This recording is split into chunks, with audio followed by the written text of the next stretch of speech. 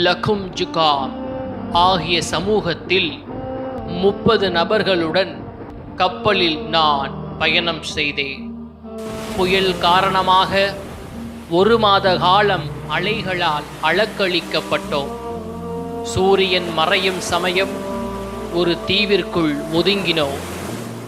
கப்பலில் வைத்திருந்த சிறு தோணிகள் மூலம் அந்த தீவிற்குள் நுழைந்தோம். அப்போது உடல் முழுவதும் அதிக முடிகள் நிறைந்த ஒரு பிராணி எங்களை எதிர்கொண்டது. அதிகமான முடிகள் காரணமாக அதன் மலஜலம் பாதைகளை கூட எங்களால் அறிய முடியவில்லை. அந்த பிராணியிடம், உனக்கு ஏற்பட்ட கேடே, நீ என்ன பிராணி என்று கேட்டனர். நான் ஜஸாஸா என்று அது கூறிவிட்டு, நீங்கள் இதோ இந்த மடத்தில் உள்ள மனிதனிடம் செல்லுங்கள், அவர் உங்களை காண்பதில் ஆர்வம் காட்டுவார் என்று அப்பிராணி கூறியது. அந்த மனிதனின் பெயரையும் கூறியது. அந்த பிராணி ஒரு பெண் ஷைத்தானாக இருக்குமோ என்று நாங்கள் பயந்தோம். நாங்கள் அந்த மடத்தை நோக்கி விரைந்தோம். அங்கு சென்றதும் ஒரு மனிதனை கண்டோம்.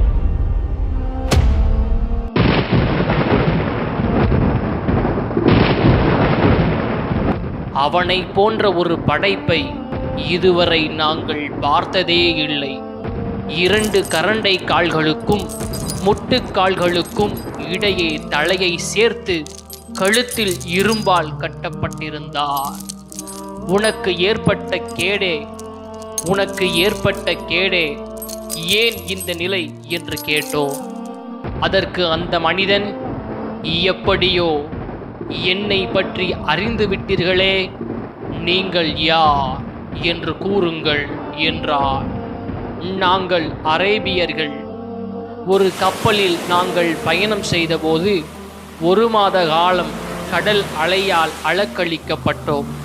இப்போதுதான் இந்த தீவிற்குள் வந்தோம். அடர்ந்த முடிகள் நிறைந்த ஒரு பிராணியை கண்டோம். அது, நான் ஜஸாஸா, இந்த மடத்தில் உள்ள மனிதரை பாருங்கள் என்று கூறியது. எனவே உன்னிடத்தில் விரைந்து வந்தோம் என்று கூறினோம். பைசான் என்ற இடத்தில் உள்ள பேரித்தை மரங்கள் பயனளிக்கிறதா என்று கூறுங்கள் என அந்த மனிதன் கேட்டார். நாங்கள் ஆம் என்று கூறினோம்.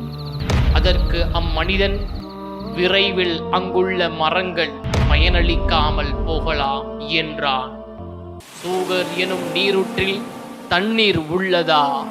அங்குள்ளவர்கள் அத்தண்ணீரை விவசாயத்திற்கு பயன்படுத்துகிறார்களா என்றும் கேட்டான். அதற்கு நாங்கள், ஆம், தண்ணீர் அதிகமாகவே உள்ளது. அங்குள்ளோர் அத்தண்ணீர் மூலம் விவசாயம் செய்கின்றனர் என்று கூறினோம். உம்மி சமுதாயத்தில் தோன்றக்கூடிய நபியின் நிலை என்ன என்பதை எனக்கு கூறுங்கள் என அம்மனிதன் கேட்டார். அவர் மக்காவிலிருந்து புறப்பட்டு தற்போது மதீனாவில் உள்ளார் என்று கூறினோம். அரேபியர்கள் அவருடன் போர் புரிந்தார்களா என்று அம்மனிதன் கேட்டான். ஆம் என்றோம். போரின் முடிவு எப்படி இருந்தது என்றும் கேட்டார். அவர் தம் அருகில் வசித்த அரேபியர்களை எல்லாம் வெற்றி கொண்டு விட்டார் என்று கூறினோம். அவருக்கு அவர்கள் கட்டுப்படுவதே சிறந்தது என்று அவன் கூறினான். நான் இப்போது என்னை பற்றி கூறுகிறேன்.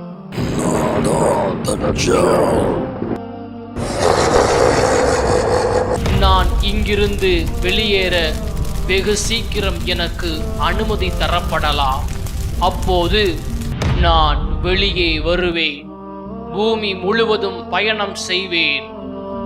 தஜ்ஜால் இப்பூமியில் எவ்வளவு காலம் தங்கியிருப்பான் என்று நாங்கள் நபி ஸல்லல்லாஹு அலைஹி வஸல்லம் அவர்களிடம் கேட்டோம். அவர்கள் 40 நாட்கள் என்று பதிலளித்தார்கள்.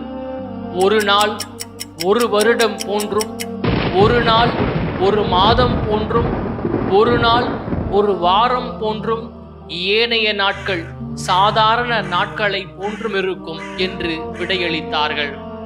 தஜ்ஜால் கீழ் திசையில் இருந்து மதினாவை குறிக்கோளாக கொண்டு புறப்பட்டு வருவான். பின்னர் மக்களிடம் தன்னை கடவுள் என்று ஏற்குமாறு அழைப்பு விடுவான். அவனை ஏற்க மக்கள் மறுப்பார்கள். அவர்களை விட்டு அவன் விலகி விடுவான். காலையில் அம்மக்கள் தங்கள் அனைத்து செல்வங்களையும் இழந்து விடுவார்கள். அவனை பின்பற்றியவர்களை தவிர ஏனைய மக்கள் மிகவும் வறுமையில் இருக்கும் போது அவனிடம் மலை போல் ரொட்டிகள் இருக்கும்.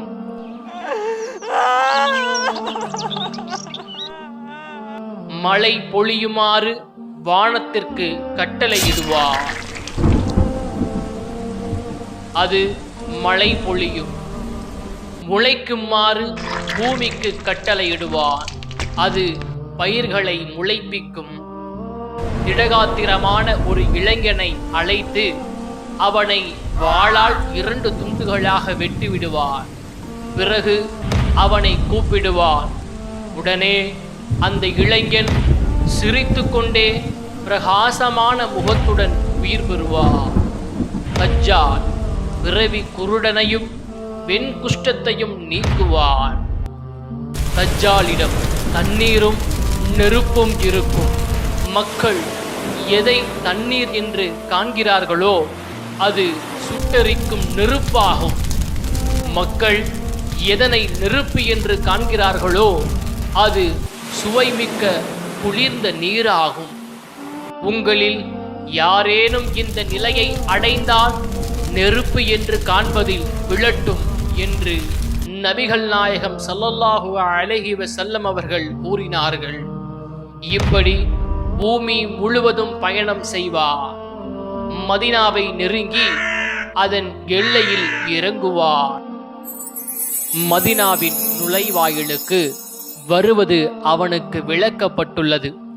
எனவே மதீனாவிற்கு வெளியில் உள்ள உவர் நிலத்திற்கு வருவார். ஒரு நாள் சிறந்த மனிதர் ஒருவர் அவனிடம் செல்வார். அல்லாஹுவின் தூதர் ஸல்லல்லாஹு அலைஹி வஸல்லம் அவர்கள் எச்சரிக்கை செய்த தஜ்ஜால் நீதான் என்று நான் உறுதியாக நம்புகிறேன் என்று கூறுவார். இவரை கொன்றுவிட்டு பின்னர் நான் உயிர்ப்பித்தால் நான் கடவுள் என்ற இவ்விஷயத்தில் சந்தேகம் கொள்வீர்களா என்று அவன் மக்களிடம் கேட்பான். அவர்கள் மாட்டோம் என்பார்கள். உடனே அவரை அவன் கொல்வான்.